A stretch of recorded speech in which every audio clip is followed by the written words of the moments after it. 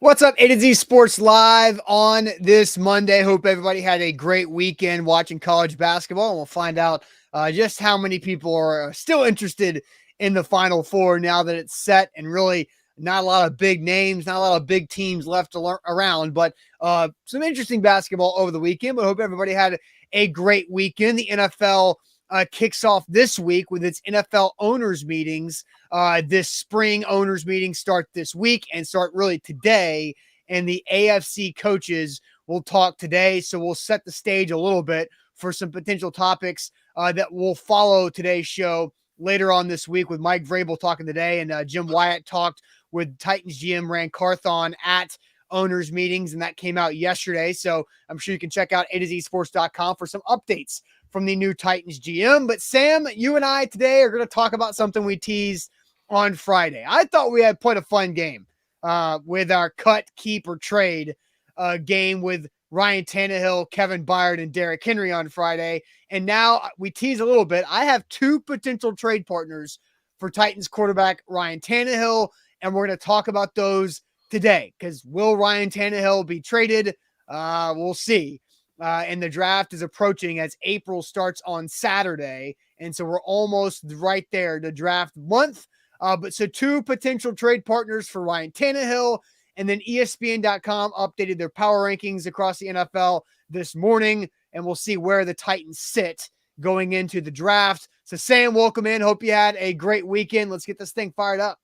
Well, before we get going this morning, make sure everybody out there is sharing the show. Sharing is caring. It's the best way to support. So if you're watching on Facebook, hit the share button in the bottom right corner. If you're watching on YouTube, send that YouTube link in a family group chat to a friend.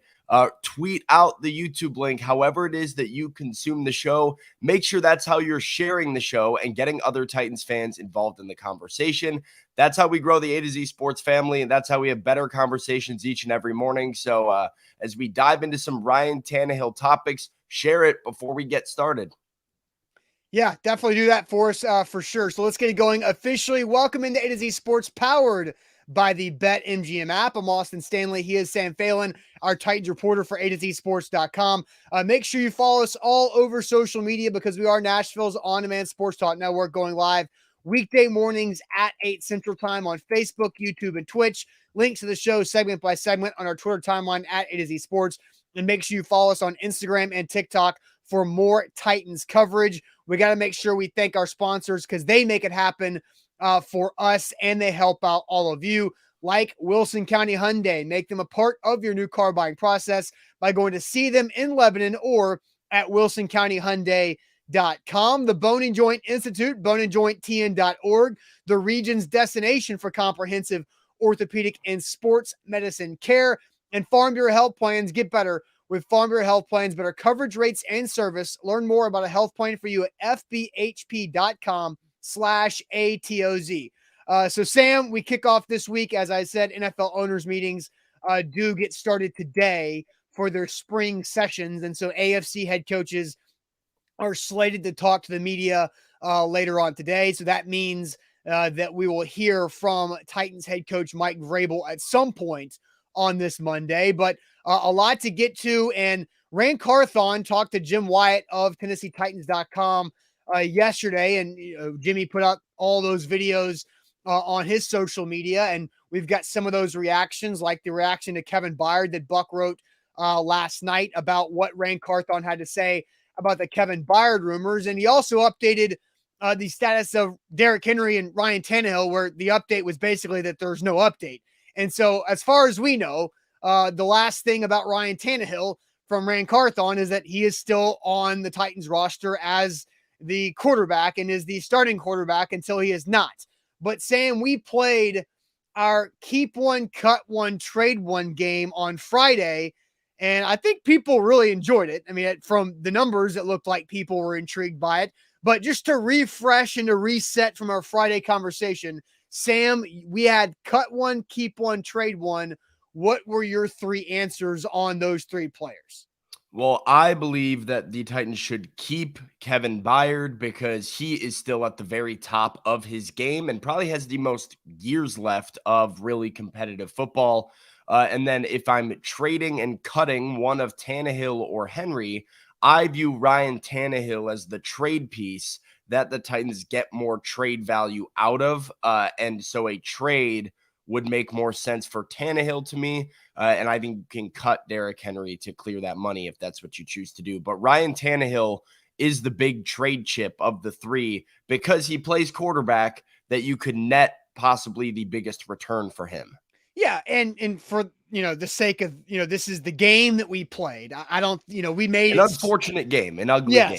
Yeah, but it was an entertaining game, I believe. And so my answers were, I think also you keep Kevin Byard, and the way I went with the cut or trade option is I think Derrick Henry is more likely to be traded before this upcoming draft, and Ryan Tannehill would be likely to be traded after this upcoming draft, where teams go after the top 4 quarterbacks or so in this draft, and then they settle on who's doesn't have a quarterback, right? And so I said to trade Derrick Henry for this draft and to cut Ryan Tannehill after the draft, maybe once some of the dust settles around the league when it comes to that, because we all know that moving on from Ryan Tannehill would save the Titans a considerable amount of money.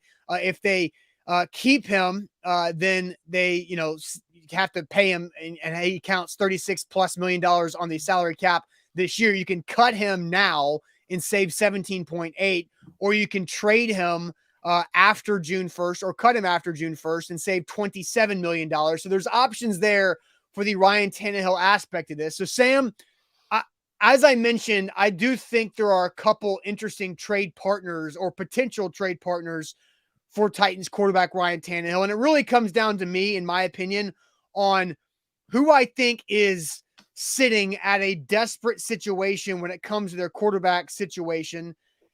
And I land on 2 teams, and I think these make sense. The Jets at one point early this offseason was a big talking point on potentially trading for Tannehill if they miss out on Aaron Rodgers and if they miss out on their backup plan of Derek Carr.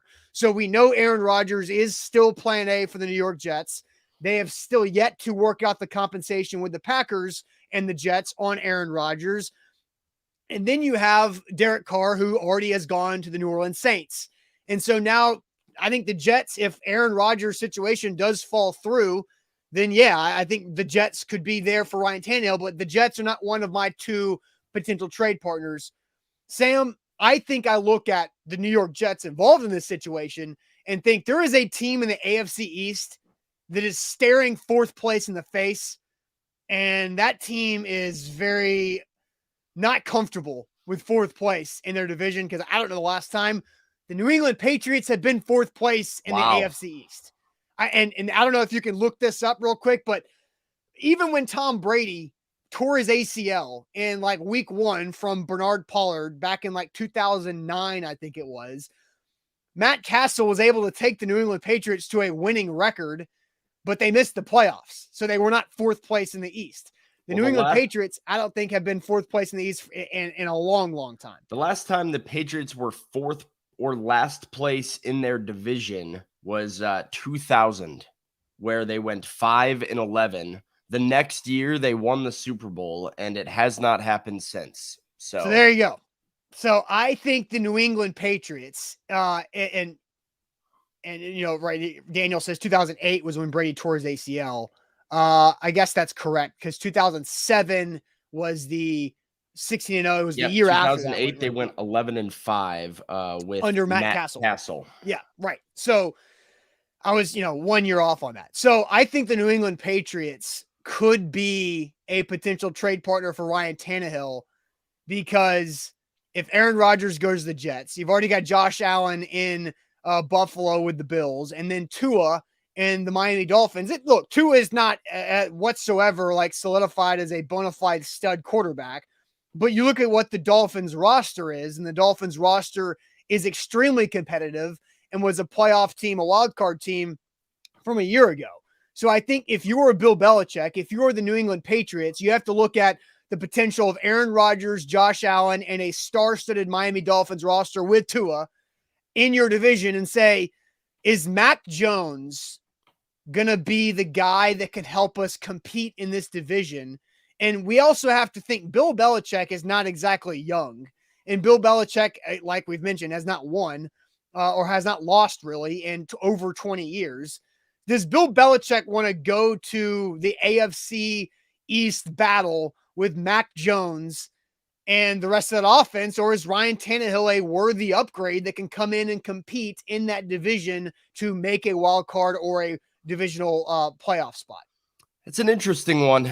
Not one that I've thought about or really has been talked about at all with where New England is, because despite the struggles that even Mac Jones had last season and the Bailey Zappi era for whatever 3 games that was, they found a way to be competitive until right up until the very end. So you know that Bill Belichick's teams are going to find a way to play good defense and stay in games, but they have lacked playmakers in recent years, and now they no longer have Jacoby Myers. So I don't know what that offense even looks like right now.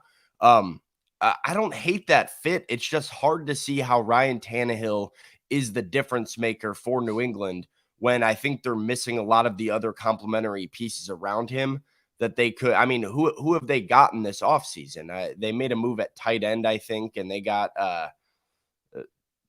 I don't know, where is New England at? They signed it. Who's Juju the free Smith-Schuster? I believe Juju Smith-Schuster is the receiver they signed because they allowed Jacoby Myers to go, and they also decided to cut Jonnu Smith. You know, they have brought in some pieces. There's been some talk and interest that our Doug Kayat at AZSports.com reported that the Patriots have been interested and were at the Odell Beckham Jr. workout. And so again, it's kind of like the Mike Vrabel thought, right? It's the Mike Vrabel has no interest in tanking or no interest in rebuilding. I don't think Bill Belichick does either. And I think we feel good about that. But still, like if you're the Patriots, I think I feel way better. And this is just me. I feel better about Ryan Tannehill than I do Mac Jones. And so I think the New England Patriots is a potential trade partner for Ryan Tannehill. Again, this is if the Titans want to move away from Ryan Tannehill, which we do not necessarily think. But I do think after this draft, the Patriots could be a player, especially whenever this Aaron Rodgers to the Jets thing is done. Well, I'll tell you, I wrote down 2 teams as well. And I still have one more too. New England was not one of my 2. So okay, just interested in seeing where you go with your other one, because I did not even consider the Patriots as a potential option. Okay, that's good. And, you know, Jody says, wake and bake, Austin. No, look, guys, this is just a topic. And Ben asks, so is this real? Look, we are having conversations about potential moves because like we talked about on Friday, Rand Carthon is kind of stuck. And, you know, we've got all these graphics. They're out of money. Here. They're out of money. Yeah, they are out of money. So, you know, we've got all these graphics banked in here from our free agency conversation and all these things. But the F Words Pod did a good job of this Friday morning of putting together the Titans cap space they have with 7.1. They need roughly $4+ million for their draft picks. With that draft pick pool. Aaron Brewer and Tier Tart are both tendered at 2nd round options. Big Jeff needs to be paid, which could help you on the cap. But then we still have the decisions about Byard, Henry, and Tannehill. And then also Autry and Landry could be out there as moves there. So Rand Carthon is kind of in this spot where he's, in order to continue to make this roster better, he has to make another subtraction somewhere, right? Or you're just stuck with the 6 draft picks that you have that are not, that's not that many draft picks.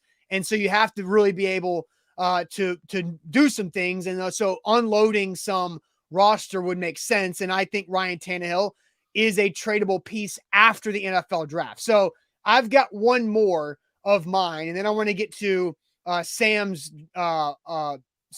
potential trade partners for Ryan Tannehill. And then we've also got a question for you guys. But first, let me tell you guys about the Bone and Joint Institute, boneandjointtn.org, the region's destination for comprehensive orthopedic and sports medicine care. Whenever you get hurt in life, you have to know where to go and who can help you get back to health and not mess up that recovery, because you only get one body, right? Make sure you take care of your body so you can have a good, fun, healthy life, a long, fun, healthy life.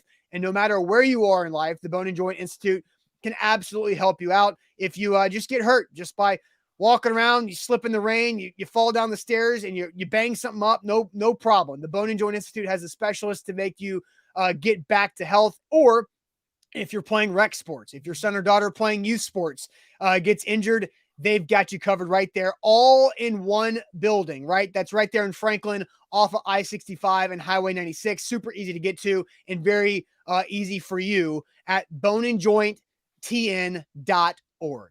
Today's show is powered by BetMGM, the king of sportsbooks. Enjoy all of your favorite sports like never before with BetMGM. Sign up using the code ATOZ1000. That's ATOZ1000, or the code ATOZ Sports as a sign-up code, and receive up to $1,000 back in bonus bets if you don't win your first bet. When you register with BetMGM, you'll gain access to a variety of parlay selection features, live betting options, player props, daily boosted odds specials, and so much more. Every game and every play means that much more with BetMGM at your fingertips. So find out why they are the king of sportsbooks by going to BetMGM.com and the BetMGM app.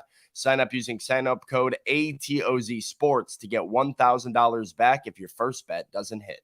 All right, so the potential trade partners for Ryan Tannehill. This is not something that we are hearing necessarily. This is not something that we expect, but it is worth the conversation because I don't think Ryan Tannehill is safe whatsoever on this roster. Rand Carthon yesterday to Jim Wyatt on at TennesseeTitans.com said, quote, I guess not a quote, just from Jim Wyatt, there is no update. There is no change in Derrick Henry or Ryan Tannehill's status with the Titans, meaning that they're both still under contract and on this roster as of right now. So going through the potential trade partners, my first one was the New England Patriots because of what else is happening in the AFC East.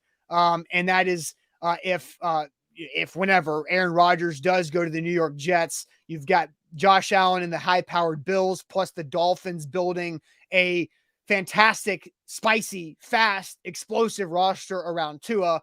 Bill Belichick wants no part of fourth place, and Mac Jones would probably send you to fourth place. So that's why I think the New England Patriots are a trade partner. Another trade partner, this is something that I think the Titans could be involved in on both sides. The Baltimore Ravens. If the Baltimore Ravens lose out on Lamar Jackson in whichever direction that goes, and the Titans could be a player, I think the Titans should have interest in Lamar Jackson after this draft. I think the Baltimore Ravens are going to be sitting there with the quarterback need, and they're also in a division that's pretty tough with the Bengals all in with Joe Burrow, the Browns all in with Deshaun Watson, and then you have the Steelers rebuilding with Kenny Pickett as a rookie last year. The Baltimore Ravens have a good roster. They made the playoffs with Lamar missing the last 6 games of the season. I think the Baltimore Ravens could be in position to add Ryan Tannehill if Lamar Jackson goes elsewhere. And like I've said the past week or so, after the draft is when I think Lamar is going to have movement on this situation, whether it's an offer sheet and he stays in Baltimore, an offer sheet and he goes to wherever the offer sheet is. And so Baltimore could need a quarterback, and I think Ryan Tannehill could be an option there. So New England and Baltimore are my 2 potential trade partners for Ryan Tannehill. Yeah, I think Baltimore is another one similar to New England that I guess they don't really come to the front of your mind when you think about teams that need a quarterback, but mainly that's because of the Lamar Jackson kind of sweepstakes dominating the news cycle out of Baltimore right now. But if he is not in a Ravens uniform, they're in a really tough spot because you have a very competitive roster, a very good head coach, and by all accounts, like a playoff caliber team that then would have a big hole at quarterback. And Tyler Huntley is not the guy that you want to hitch your wagon to and say, let's go to the playoffs or let's go to the Super Bowl. You need a veteran in that building that can help the Ravens, go to the next level. So yeah, I could see that for sure. If Lamar Jackson does go elsewhere, could they be a player for Ryan Tannehill? My biggest red flag, I guess, Austin, was if they're not going to pay Lamar, how committed is Baltimore going to be paying $30 whatever million it would be to Ryan Tannehill for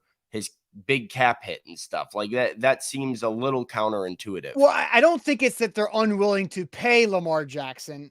I think it's the fact that they don't know how to negotiate with Lamar Jackson. And because Lamar is, doesn't have an agent and he's still only operating as himself. The NFL has barred whoever that guy was that was reportedly reaching out to other teams for Lamar's behalf, and Lamar has denied that. But I think the Ravens are willing to pay Lamar Jackson something.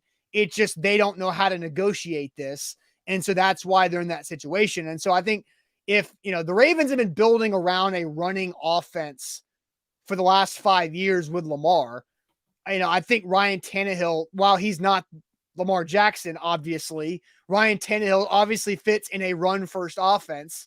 But it's a different type of run-first offense because Ryan Tannehill's not going to use his legs to be a threat like for an offense. So it would require building a different style of offense around Ryan Tannehill, knowing that you are probably going to do less read options and roll your quarterback out a lot less because that's not what Ryan Tannehill's built for. You want to keep him healthy. So yeah, but Ryan Tannehill is actually, I think, his best when he's being moved. I think that's what Arthur Smith did so well, is that he moved Ryan Tannehill around. And one of the things that Todd Downing failed at was the fact that he did not do that as much, and Tannehill got hurt when he was standing in the pocket rather than moving around like that. And so I kind of disagree. And we also have to remember that the Ravens changed offensive coordinators. They fired Greg Roman, who they was building Lamar Jackson offense. They bring in Todd Monken from the college game. And so there's somewhat of a fresh start overall with a new play caller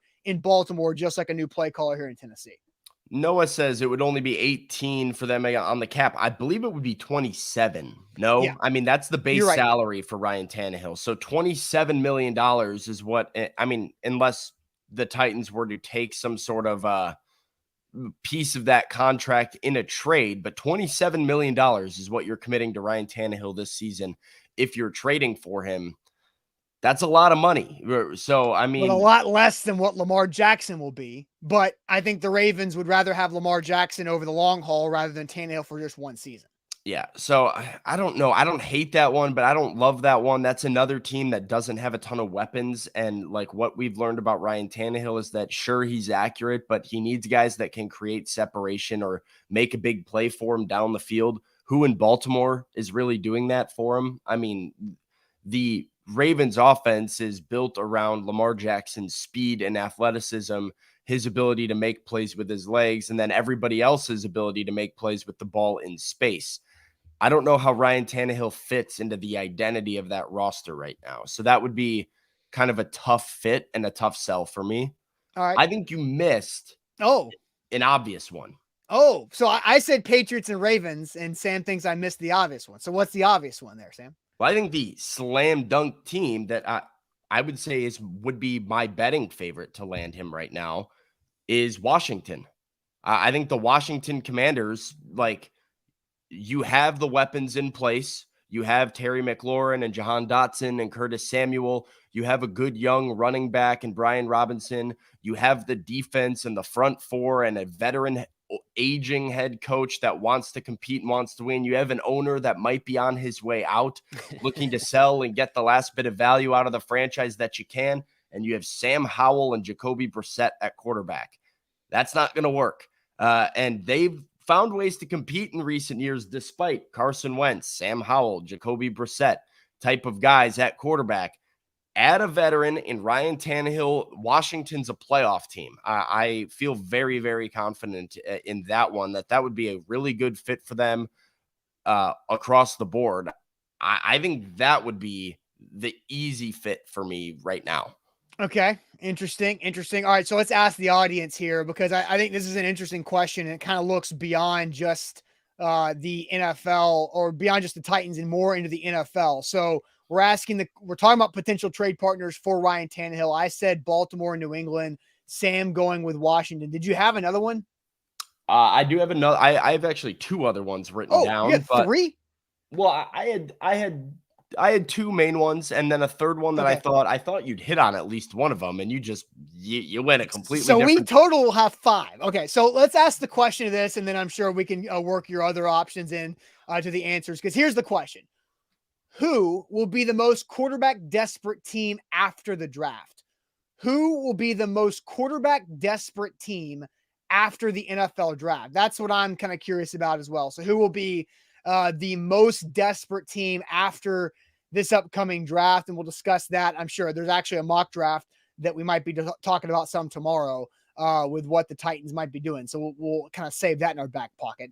But first, let me tell you guys about Farm Bureau Health Plans, fbhp.com/ATOZ. I was actually talking with somebody yesterday about Farm Bureau Health Plans and how they can help them out, because our Farm Bureau Health Plans can help out a bunch of different types of people, right? If you're a senior citizen, if you're looking for that later in life care, they've got Medicare covered, and they have been doing that for a long, long time with Farm Bureau Health Plans. If you're a young professional and you're about to turn 26 and you don't know how to enter this adulthood of having your own health coverage, Farm Bureau Health Plans can educate you there.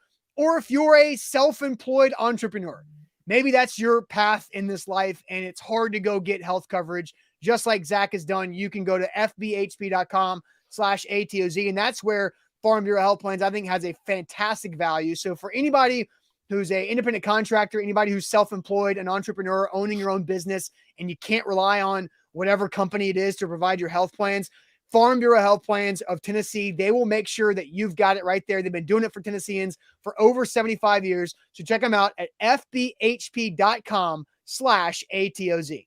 Today's show is powered by BetMGM, the king of sportsbooks, and you need to sign up using the code ATOZ Sports on the BetMGM app and receive up to $1,000 back in bonus bets if your first bet doesn't hit. The risk of gambling can be scary sometimes. The risk is free here with BetMGM because a risk-free bet and some bonus bets up to $1,000 if your first bet doesn't hit. That's the way to do it. So register with BetMGM, get access to parlay selection features, live betting options, player props, daily boosted odds specials, and a lot more. Make every game and every play mean more with BetMGM, the king of sportsbooks. All right, A to Z Sports here live on this Monday. Trey, our guy Trey says, A+ ad read, Austin. Thank you. Appreciate that.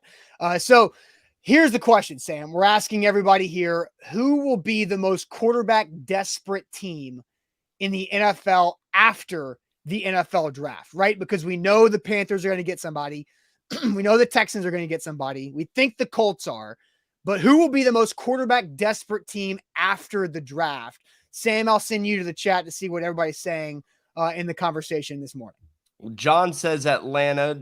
Another John saying the Falcons. Xavier says the Falcons. Commanders want to see what they have, and Sam Howell says Lee. Titans Kyle says Atlanta. Jody says Tennessee. Tennessee will be the most quarterback desperate team. Demario says Washington. We have another Atlanta Falcons from John. The Titans from Chaz. Oakland from Steven. So I believe he means Vegas, Las Vegas. But they have Jimmy Garoppolo. Signed Jimmy Garoppolo, but how happy are they with him? We've got Will saying the Commanders, the Falcons from Tighten Up, the Falcons from Clayton Smith, the Ravens from Xavier, the Jets still, says MB, the Titans from Eric, Washington, says Brad, Atlanta from Steven, the Ravens from John. Denise also says the Titans with a little laughing at the misery, I suppose, with a little LOL there. The Falcons from Brian, the Ravens from CJ, the 49ers from John. That's a good one right there, because Brock Purdy is probably not going to be playing next season. So it is the Trey Lance era in San Francisco officially. But it needs to be the Trey Lance era for the Niners. Like they need to figure it out. Like they spent so much draft capital to go do it. Like it was supposed to be that this past year before he broke his leg. And so, but if it doesn't work. Oh yeah, but they have to figure it out. Like that's the thing with San Francisco. It's now time for them to figure it the hell out and just see how it goes. That's what Noah says too, with some lunch money. Says the 49ers are a good fit with Brock Purdy out. That's true. It's just, how willing are they to pay and move on a veteran quarterback in case Trey Lance doesn't work out, versus just letting Trey Lance kind of take the reins here, but a very competitive roster around them. We've got the Ravens from John.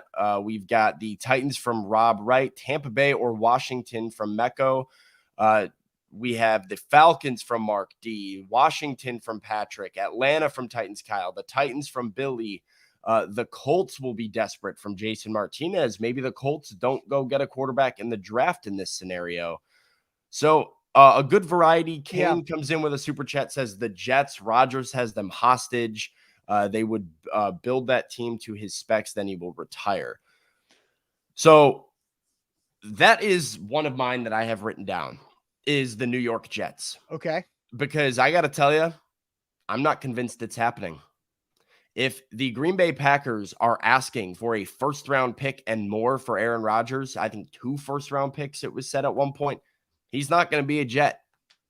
And you know, Aaron Rodgers has tanked a lot of the Packers' leverage, but the New York Jets also don't have any leverage. But Green Bay might have to move him eventually because they don't want his option to start exercising onto their cap. But I've come around to, I don't know if this thing is going to happen or not. I think there's still a chance that Green Bay won't move away from Aaron Rodgers for the cheap price that New York is hoping to get him at. And that thing kind of blows up in their face and the Jets can go another direction. I think we have to consider that still. I think I just think it's going to happen, because if it doesn't, then you've got the Jets ownership looking as bad as it could possibly look.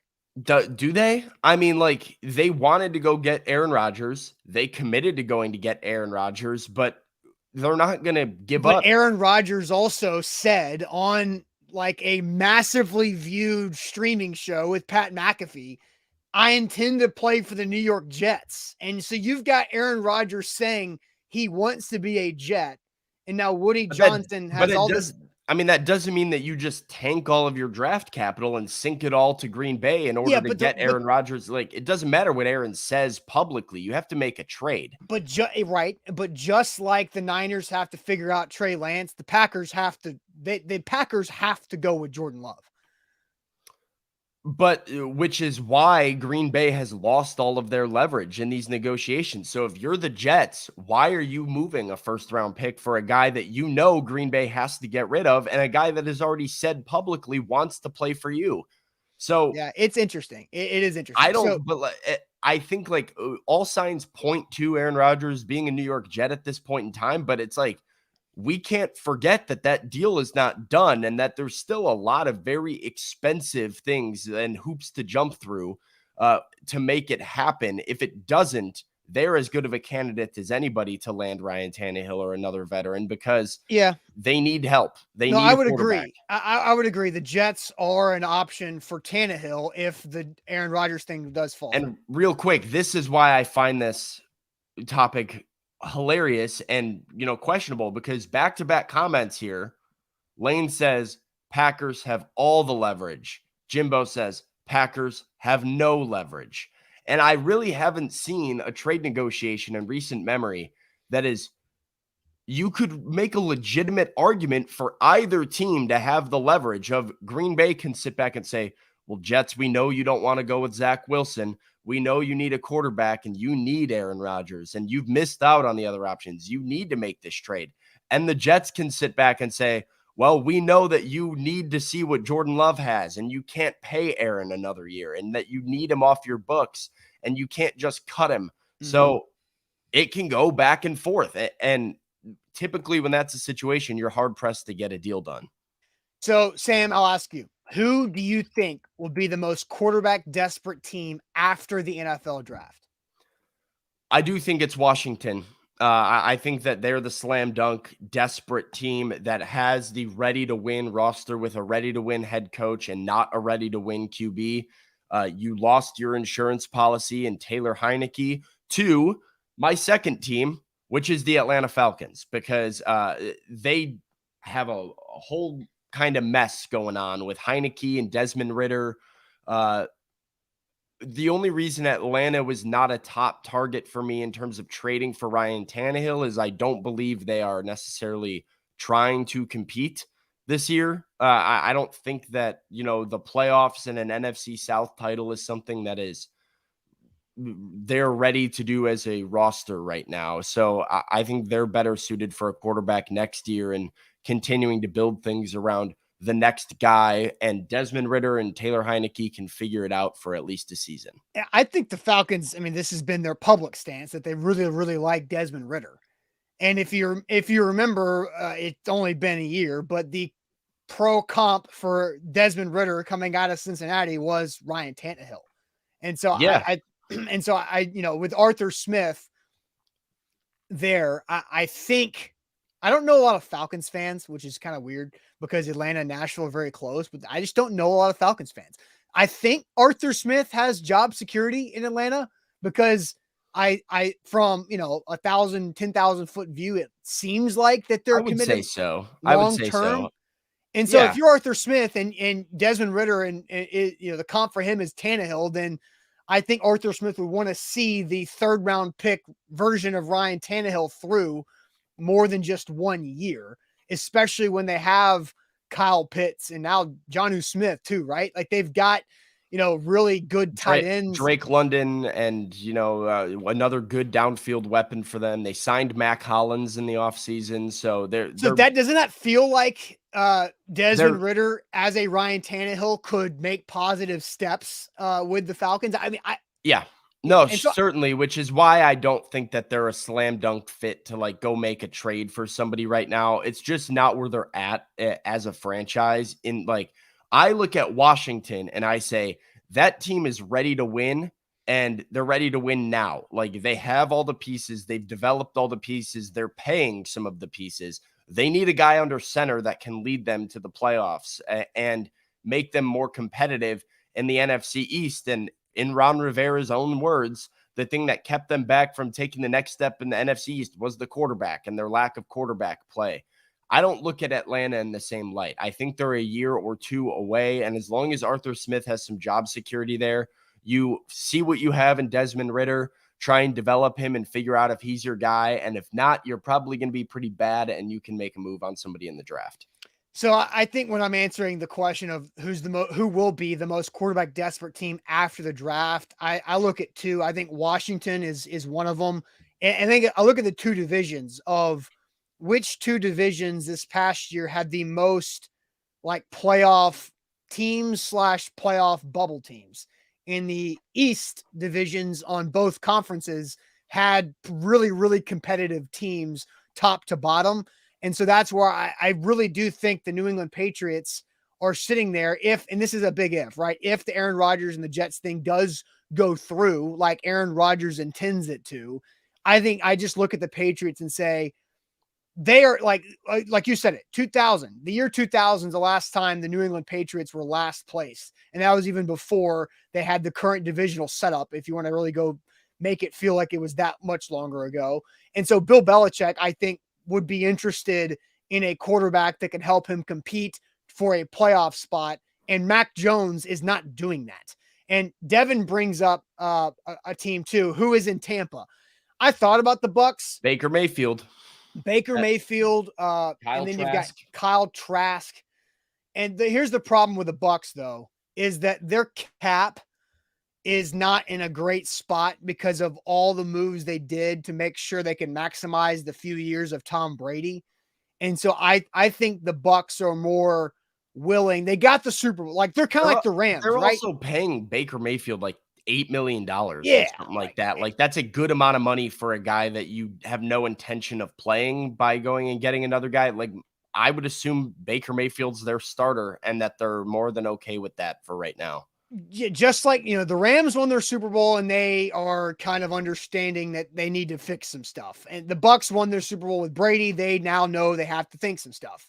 And so I think that's where the Bucks are just not a player this year. I think the Bucks best case scenario is that one of the 4 quarterbacks in the top of the draft falls to them. I think they're at 19 or 20. Yeah. I think that's their or falls out of the top 10 where it makes a move up more realistic for and then them. They can go reset. And so I think that is where the Bucks are at. That's their best case scenario that I just don't think is very likely because I don't think any of the 4 quarterbacks are going to fall like that. All right. It is Esports here live So just to reset here, my two potential trade partners for Ryan Tannehill, I have one being the New England Patriots, who I think could be the most desperate team for a quarterback after the draft, and the other, the Baltimore Ravens, after the draft and after Lamar Jackson would be moving on from the Baltimore Ravens. And Sam, your team, your potential trade partners for Ryan Tannehill as well. Yeah, well, mine's Washington, and mine is the New York Jets, who I think are the top two. I just look for a team, like I've mentioned, that I think is ready to win, ready to compete, and I view as a quarterback away. Both those teams are. Whether the Jets are in the Aaron Rodgers sweepstakes and they are able to land him, we will see. But as of right now, I think those are two teams that I look at as they could certainly use him and could probably afford to make a trade and give the Titans what it takes to bring Ryan Tannehill in.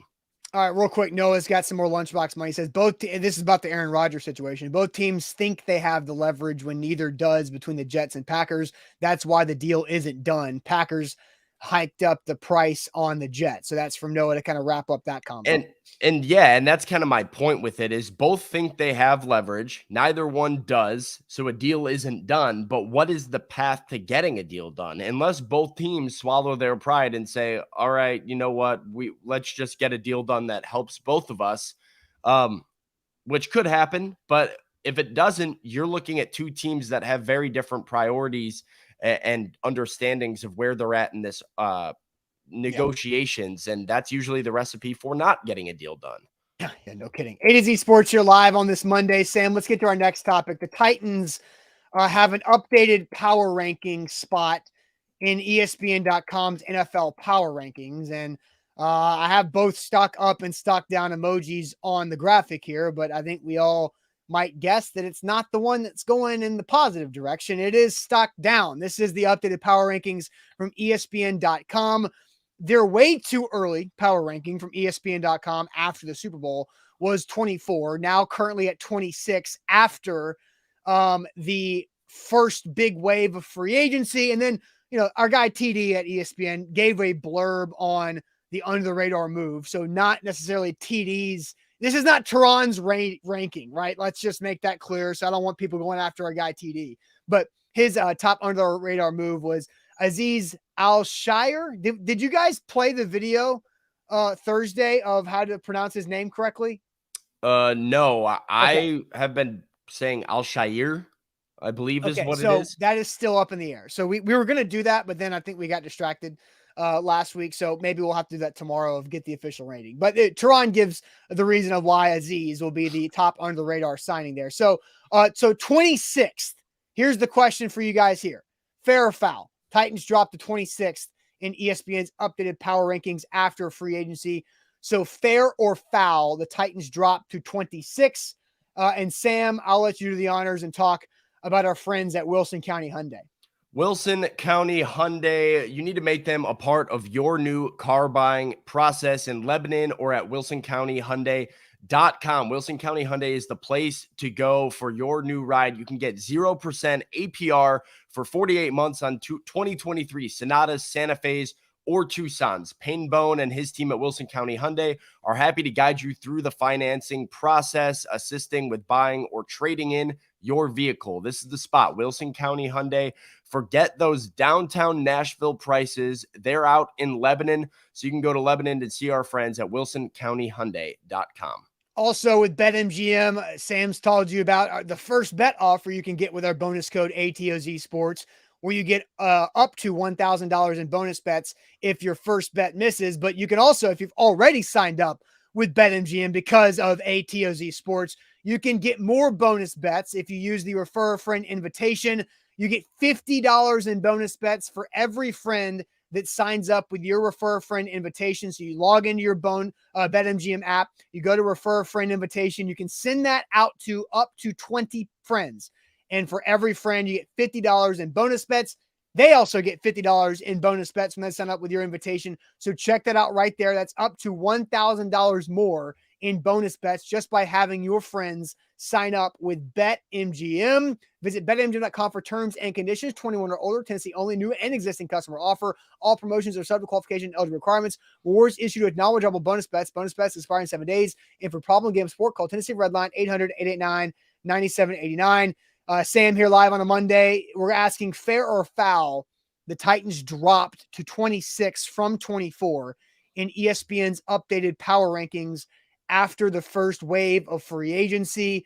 Sam, I'll send you to the chat. I'll just kind of go through a couple teams that are around the Titans, because dropping from 24 to 26 after these signings is not great. Now, we do know the Titans made a lot of subtractions, but at 24 now is the New Orleans Saints, who have jumped up a couple spots. The Rams are at 25. They've dropped. The Titans at 26. The Bears at 27. They've gone up a couple. There you go, Sam. The Falcons at 28. They've dropped. The Bucks at 29. They've dropped. The Colts at 30. The Texans at 31. And the Cardinals at 32. So 26 out of 32 still get you second place in your division for the AFC South. Yeah, apparently. Let's go to the chat. Eric says it's fair. Steven says it's fair. We got Fonzo says foul. We have fair from Ken, fair from Top Tier, fair from John, foul from Trent. We have fair from Steven, fair from Brent, fair from Brad. Pat is fair. Xavier's fair. Orlando is fair. Elizabeth is fair. Gene is fair. Jason says fair without Tannehill. The Titans are in the top 15 with Tannehill. Titans Cal says foul. Don't tell me there's only 6 teams worse than us. We got foul from Matt. We have fair from Ryan Clark, fair from Scott, fair from Robert, fair from Reginald, fair from John, fair from Jerome, foul from Patrick, fair from Caleb. Billy says fair after the last 7 games and that 7-game losing streak. Devin is foul. It should be worse. So he's kind of taken the alternate approach to that. Mm-hmm. Eric says foul. Titans lost 2 linebackers for 1. And we have Erect says fair. Michael Snyder says fair. Austin, I'll go first here. I think this is foul. Oh. This is foul for me. Look at this real quick. Drop down from 24 to 26 after free agency. This is after a number of the moves they've made. The Titans are not the 26th best team in the NFL. They should be higher on this list. They have the Carolina Panthers, the Los Angeles Rams, the Green Bay Packers with the Aaron Rodgers shenanigans, the Raiders, who lost Derek Carr and downgraded to Jimmy Garoppolo, all ranked ahead of the Titans. I'm not buying that at all. I'm 7-10 last year with the amount of injuries that they've had. I think while free agency has been a little bit under the radar and a little bit quieter, they've improved in a number of areas, or at least gotten replacement level guys at a number of positions. So I don't see this team as being that low in terms of the grand scheme of things in the NFL, because you still have Mike Vrabel. You still have a very good defense, and a defense that I think on paper at least is complete and competitive. And you still have Derrick Henry in the backfield, at least for now. So they got some work to do up front. They got to add some wide receivers still. This is not the 26th best team in the NFL. They're not that bad. They should be higher on the list. So, Jason says, Sam spitting facts. Jimbo says, get him, Sam. Jimbo also says foul AF. GK says, think about how deflating it would be to see Tannehill as a starter come season start. You would immediately get 0 sense of hope. Damn shame. Like, that's Gino's opinion there. So Sam, I actually think it's fair for the Titans to drop to 26th. I think the reasoning is because nobody knows exactly who the Titans are still going to have on their roster. I know Rand Carthon can tell Jim Wyatt that there's no update. Your power ranking has to be on who's on your roster right now. Right, but I think fair. I mean, if you want to view it that way, you can. But I think people around the league and the people at ESPN.com that are putting together the power rankings still look at the Titans and say, man, I don't know who's going to be on the team. I don't know which way this is going to go. Like, we've talked about this now for 2 shows in a row. Rand's got to subtract more before he can go add. And so who's the next subtraction? They've already cut the obvious ones, and they cut the ones that were not helping them, but taking up a lot of money. minus Ben Jones. He was helping them, and Are the LA Rams better than the Titans? I think because of their quarterback and head coach, I think that they are. Yeah, I would say so. No, they're not. But The Rams Matt Stafford's going to be there. I like Ryan Tannehill more than I like Matt Stafford right now, coming off that injury. But I think it's more of the fact that you feel more comfortable understanding what the Rams are going to look like now than you do the Titans. I do understand what the Rams are going to look like. They're going to stink. They're right, going to be bad. The Titans might stink, but they also might stink more. I don't, unless they go after Lamar Jackson, I don't see the Titans really getting that much better. The Titans, as they currently line up on their roster, better or worse than the team that ended the year? Well, I mean, because Tannehill was on IR and he's no longer on IR. So your 7-game losing streak last year was with a banged up Ryan Tannehill that wasn't healthy, with Treylon Burks out for a number of games and a lack of wide receiving threats. You had a lot of your defense, Harold Landry, a torn ACL. You add Harold Landry to this year's team, and he wasn't on last year's team, coming off of a 12-sack 2021 season.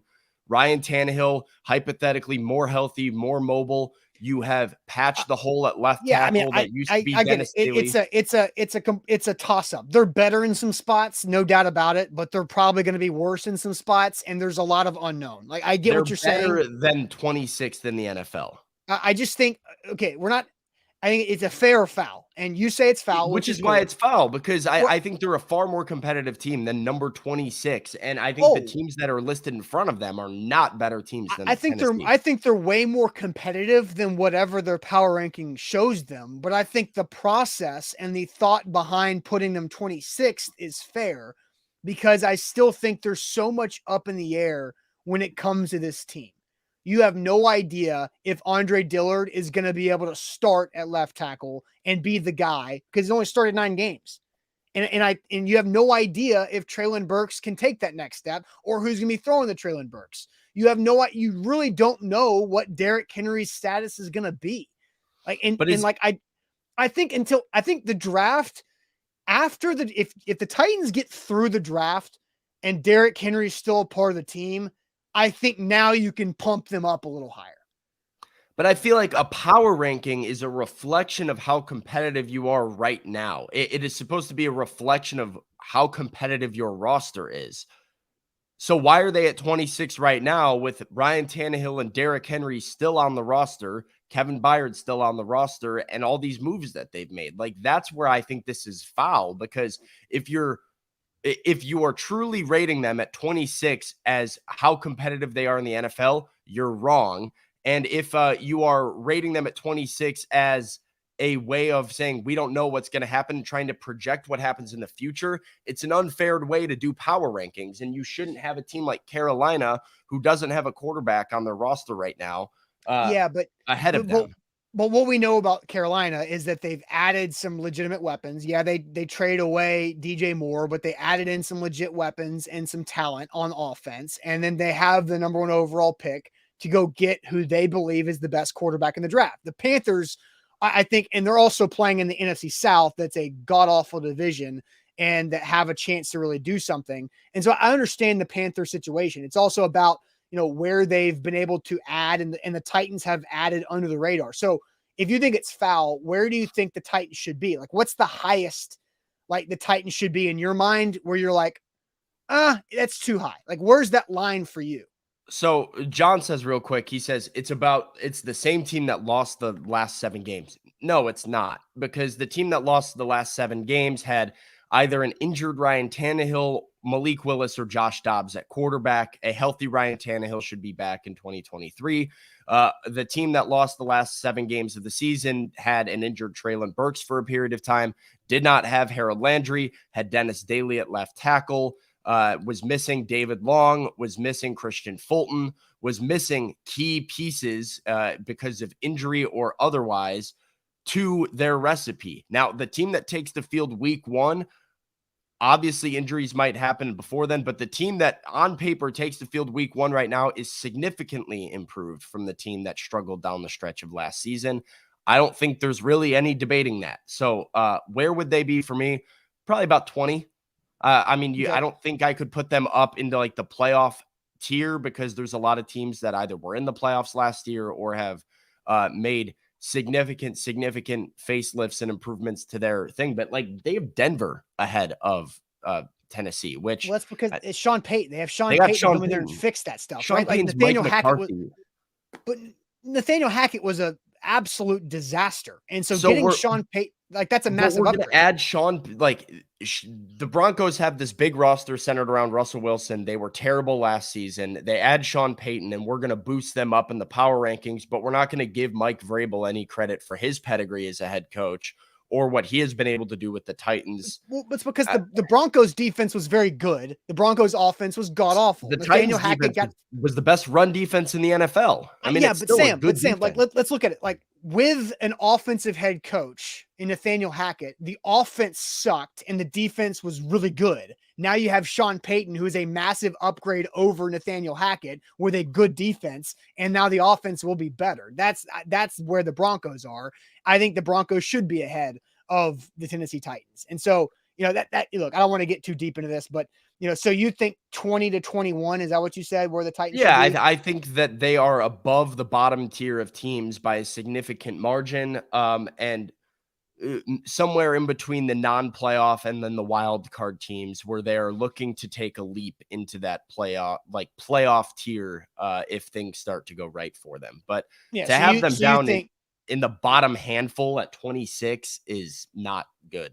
That's all right, tough. So the Packers are at 20, Panthers 21, Washington 22, Denver 23, Saints 24, and the Rams at 25. You think the Titans should be above most of those teams, if not all of them? Yeah, I do. All right. Sounds good. All right. A to Z Sports here live on this Monday. Let's go ahead and wrap up with a Monday Ask Me Anything. And Sam, I'm going to ask, this isn't the topic yet, but I'm going to ask you. We had 432 people enter our March bracket pool. 432. How many brackets do you think still have their national champion alive? Because you've got the final four of UConn, San Diego State, FAU, and Miami. So there are 432 entries. How many brackets do you think still have their national champion alive? 11. Did you look it up? No, that's my guess. Sam, did you watch The Price is Right? The Price is Right. Did you watch The Price is Right growing up? Yeah. All right. Well, Sam, you're going to the showcase, dude, because the correct answer is 12 and you didn't bust. And so you are right there. You are right there. Yeah, I bet you it's like 11 people 11 people probably at UConn. There's like one FAU somewhere in there from somebody that was like probably went there and submitted that as their option. But there are 12 out of 432 that still have their national champ alive. 10 of the 12 are UConn. There is one Miami. There is one San Diego State. Oh, there's no FAU. There's no FAU, and I've searched it. But 10 UConns. And Luke, was it Lucas just said? Looks like Lucas said that he's 37th, and he has UConn. Lucas right now is in third place out of the UConn. So if UConn wins, Lucas wins third place. And he's going to get paid out for that. He's going to get a prize for that. That's right. The top three get prizes. So that I thought that was fascinating. So if UConn's a national champion, then we'll actually have multiple people who pick the correct champion. If any other team wins it, we'll have either 1 or 0. No FAU picks, 1 Miami, 1 San Diego State. I'm rooting for it not to be UConn, unfortunately. Like I I know this might be like the hot take of the tournament, but like, I don't know. I personally love when there's no like blue bloods at the end of the dance here. Like, it's better for box offices, but last year where I think it was Duke, Carolina, Kentucky, Villanova, or whatever it was at the end, or not Kentucky, but Nova, Kansas, Duke. Last year? Yeah. Duke, Carolina, Nova, Duke, Carolina, yeah. Yeah, and Kansas. So, which is cool, but I like to see these teams that have never made the Final Four before getting a chance. The thought of being like, wow, one of FAU or San Diego State's playing for a national title later this week, that's cool to me, and I'd rather see a new team win it than just another year of UConn. I also heard a fun fact that like every year since like 2000 or something, the national champion has either been a 1 seed, a 2 seed, or UConn. So interesting. Is that right? That's what I heard. Take it for what it's worth, but I heard it's a 1 seed, a 2 seed, or UConn every year since like 2000. So that's crazy. They're the only team that tends to like be the upset national title winner. But all right, so on the way out, the ask me anything is, who do you want to win? Who would you be most entertained by if they were the college basketball national champion of the teams left in the Final Four? I wish I could have picked like Kansas State because they were, they were America's team, and Marquise Noel was just awesome. I will say I will be rooting for FAU. I think, which I know Tennessee fans don't want to hear, but no, I think FAU is phenomenal. I really like how they play with like controlled chaos, and I think it's great. I would be most entertained by FAU versus UConn in a national championship game. That would probably be an ugly game, but oh, that would be up and down. Give me FAU Miami, and the game that we also had penciled into our brackets at the beginning of it, Florida Atlantic versus Miami in the national title game. The South Florida national title. Yeah, I mean, I like rooting for the underdog. I think, FAU, it'd be a funny national title story because we'd all remember them as like the 9 seed that went on. They'd be the lowest ever seed to win the tournament. A 9 seed has never won the tournament before. So we'd remember them as that underdog story. And then you'd look up, be like, oh, they went 36-3. Like it's just it's a team that knows how to win games. I think it'd be good for college basketball, good for my mid-majors out there as well to kind of get some respect of, these dominant teams can go on a run and can win the whole thing. Yeah. And Sean's right. If FAU could have hit open threes, they would have beat Tennessee by 30. Which is true. And that's the thing about FAU is they shoot a bunch of threes. Sometimes they make them, sometimes they miss them. When they miss them, the rebound goes like 20 feet in one direction, and then they go get the rebound and they out rebound teams. It's crazy. I think whoever wins that game between them and San Diego State is going to be who I ride with, though, because San Diego State's another program that has been, and like that's why I liked them and Creighton playing each other. Just 2 programs that are good basketball programs for the most part, but have never really done it in the tournament. Like they're always around, they're always in the dance, but a deep run has never really been in the cards for them. I think that'd be really good for the SDSU program too. If they got a national title, that'd be pretty cool.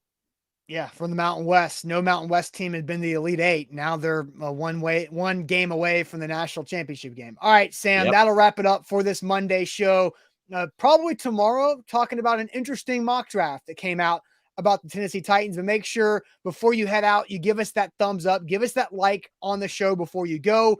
That's on Facebook, on YouTube. Again, hit that like button. I know for a fact more people are watching right now than have hit the like button. So if you haven't done it yet, please do it. We'd appreciate that. Buck Rising will be live tonight, A to Z Sports Primetime. We'll see you tomorrow morning at 8. Appreciate it as always.